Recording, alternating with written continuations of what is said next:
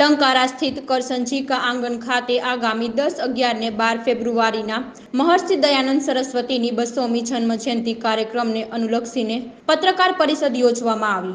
10 તારીખે ગુજરાતના મુખ્યમંત્રી ભૂપેન્દ્ર પટેલ અને રાજ્યપાલ આચાર્ય દેવવ્રતજીના હસ્તે મહોત્સવનો પ્રારંભ થશે। 11 તારીખે આલા કક્ષાના નેતાઓ પધારશે। 12 તારીખે દેશના મહામહિમ રાષ્ટ્રપતિ દ્રૌપદી મુર્મુ ઉપસ્થિત રહેશે। વડાપ્રધાન નરેન્દ્ર મોદી વર્ચ્યુઅલી જોડાશે, જ્યારે અમિત શાહ અને રામદેવજી અને પરસોત્તમ રૂપાલા સહિતના મહાનુભાવો ઉપસ્થિત રહેશે।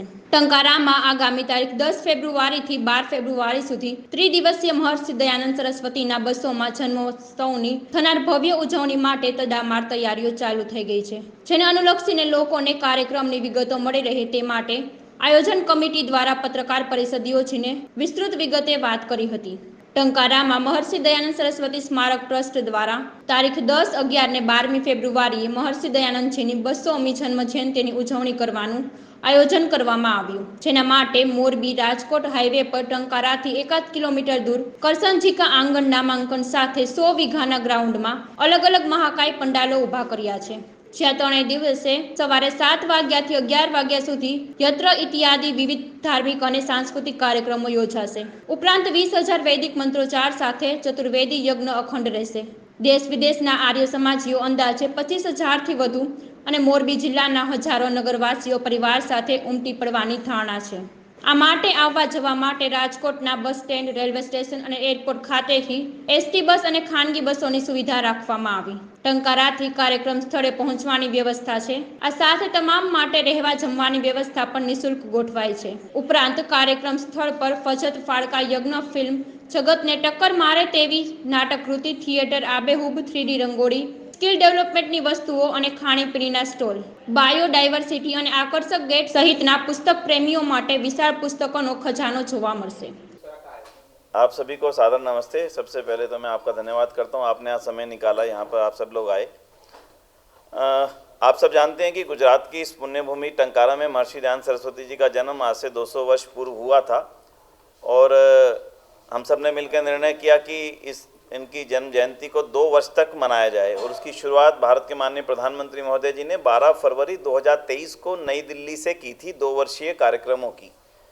और आज उसके 1 साल बाद उनकी जन्मभूमि टंकारा पे आयोजन होने जा रहा है, जिसमें 200 वर्ष पूर्ण हो रहे हैं। ये कार्यक्रम अभी 1 वर्ष, क्योंकि ये पूरा उनका 200वीं जयंती का वर्ष है, इस पूरे वर्ष अगले वर्ष तक ये कार्यक्रम चलेंगे और इनका समापन दिल्ली में होगा। लेकिन मुख्य रूप से हम चर्चा करेंगे टंकारा में होने वाले आयोजन की, जिसमें भारत की माननीय राष्ट्रपति महोदया महर्षि दयानंद सरस्वती जी के इस अति विशेष ऐतिहासिक स्मृति दिवस पर, जन्म जयंती पर वो यहाँ पर पधार रही हैं और 12 फरवरी को ही, जिस दिन उनके 200 वर्ष पूर्ण हो रहे हैं, उस दिन माननीय राष्ट्रपति महोदय राष्ट्र की ओर से उनको कृतज्ञता ज्ञापन करेंगे उनके दिए हुए कार्यों पर, उनके किए हुए देश के उत्थान के लिए जो भी महर्षि दयानंद ने कार्य किए। और 3 दिन तक का ये जो कार्यक्रम है 10 तारीख को शुरू होगा, 10 फरवरी से। और बहुत संक्षेप में मैं आपको जानकारी दूंगा, जो उनका जन्म घर है वहाँ से यज्ञ होगा, वहाँ से उनकी यज्ञ की ज्योति ले जाकर के, क्योंकि वो स्थान इतना छोटा है कि वहाँ पर स्वाभाविकता से आयोजन नहीं किया जा सकता, तो जहाँ पर आयोजन स्थल रखा गया है वहाँ पर उस यज्ञ की यात्रा रहेगी और बड़ी यज्ञशाला में उस यज्ञ की ज्योति को स्थापित करके 3 दिन तक निरंतर वहीं पर यज्ञ का कार्यक्रम चलेगा। और उसके पश्चात अलग अलग देशों से, अलग अलग भारत के भागों से आए हुए आर्यजन, यानी कि नागालैंड सबसे दूर से है, वहाँ से लोग आ रहे हैं, भारत से, कश्मीर से लोग आ रहे हैं, केरल से लोग आ रहे हैं और लगभग भारत के हर राज्य से यहाँ पर अनेक महानुभाव, हर आयु वर्ग के लोग यहाँ पर पधार रहे हैं। साथ में आर्य समाज का जो एक बड़ा एक संस्थान है, जिसको डीएवी के नाम से आप समझते हैं, डीएवी संस्थान आर्य समाज का शिक्षा विंग है, एजुकेशन विंग है। डीएवी शिक्षण संस्थान के जो चेयरमैन हैं श्रीमान पूनम सूरी जी, पद्मश्री पूनम सूरी जी, जो पूरे 1000 विद्यालयों का एक संस्थान है आर्य समाज का, जो महर्षि दयानंद सरस्वती जी की स्मृति में स्थापित किया गया था लाहौर में। आज उसकी 1000 शाखाएं हैं। वो सभी शाखाओं के कुछ प्रतिनिधि, क्योंकि इतने स्थान ही नहीं है टंकारा में कि हम उसको बहुत बड़ा विस्तार दे सकें, तो वहाँ पर वो पधार रहे हैं। और डीएवी कॉलेज मैनेजिंग कमेटी के चेयरमैन की अध्यक्षता में कार्यक्रम रहेगा पूरा 3 दिवसीय।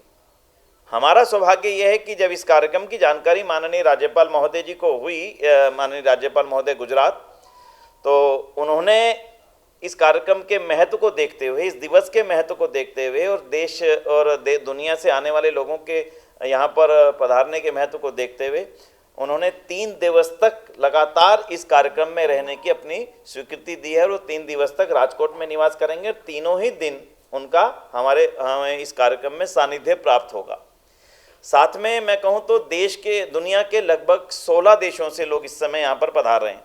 सूरीनाम से, गयाना से, अमेरिका से, कनाडा से, लंदन से, हॉलैंड से और मॉरिशस से, दक्षिण अफ्रीका से, ऑस्ट्रेलिया से, सिंगापुर से, नेपाल से और म्यांमार से। इन सभी देशों के प्रतिनिधिगण यहाँ पर आप उनसे मिलेंगे भी। मैं तो चाहूँगा कि आप उनका इंटरव्यू भी लें, उनसे पूछें उनके देश में आर्य समाज ने क्या क्या कार्य किया। ये सब बातें आपके माध्यम से जब दुनिया तक जाएंगी, जिस धरती पर दयानंद का जन्म हुआ वहाँ से वो ज्योति निकल करके आज से 100 वर्ष पहले तक सूरीनाम, गयाना, मॉरिशस, दक्षिण अफ्रीका तक पहुँच चुकी थी। तो आज उनके देशों के प्रतिनिधि भी यहाँ पर इस धरती पर पधारेंगे, जो अपनी जानकारी भी देंगे, अपने भावना भी शेयर करेंगे और इस धरती से कुछ प्रेरणा भी ग्रहण करेंगे। तो ये तो रही मुख्य रूप से आने वाले लोगों की जानकारी। और दूसरा, इसमें कार्यक्रमों की दृष्टि से मैं कहूँ तो प्रथम दिवस जो कार्यक्रम है यज्ञ के पश्चात में देश के अलग अलग भागों से आए हुए विद्वान महर्षि दयानंद के संबंध में अलग अलग उनकी जो देन रही है समाज को, उनको भी प्रस्तुत करेंगे। और हमारे जो विद्यालयों के विंग हैं, हमारे आर्य समाज के 3 बड़े विंग हैं विद्यालयों के। पहला जिसको मैंने जानकारी दी, डीएवी। दूसरा हमारा आर्य समाज के अन्य जो विद्यालय हैं जो आर्य समाज के संगठन के अंतर्गत चलते हैं। लगभग टोटल 2500 विद्यालयों का संगठन है आर्य समाज के पास में, जो विद्यालयों का संचालन करता है, जिसमें लगभग 70 से 80 लाख के बीच बच्चे पढ़ते हैं at a one spot of time. यानी कि महर्षि दयानंद की ज्योति ने कितना बड़ा देश को जागृत किया, एक उसका छोटा सा उदाहरण है। दूसरा, हमारा तीसरा सेटअप है हमारा गुरुकुल सिस्टम, जो गुरुकुल कांगड़ी विश्वविद्यालय आपने नाम अवश्य सुना होगा, हरिद्वार में स्वामी श्रद्धानंद जी ने स्थापना की। और उसके पश्चात में जो गुरुकुल सूपा है गुजरात में, वो भी उन्हीं स्वामी श्रद्धानंद जी द्वारा स्थापित किया गया है, जो महर्षि दयानंद के अनन्य शिष्य थे। तो जो अपने श्याम जी कृष्ण वर्मा जो इसी धरती की देन है, वो भी महर्षि दयानंद सरस्वती जी के ही शिष्य थे। आप इनके इतिहास से जानकारी करेंगे उनको। और ऐसे अनेक देशभक्त जो महर्षि दयानंद के शिष्य रहे, चाहे वो भगत सिंह जी रहे हों, चाहे राम प्रसाद बिस्मिल रहे हों, चाहे वो चंद्रशेखर आज़ाद रहे हों, चाहे वो लाला लाजपत राय रहे हों, एक बड़ी श्रृंखला है महर्षि दयानंद के शिष्यों की।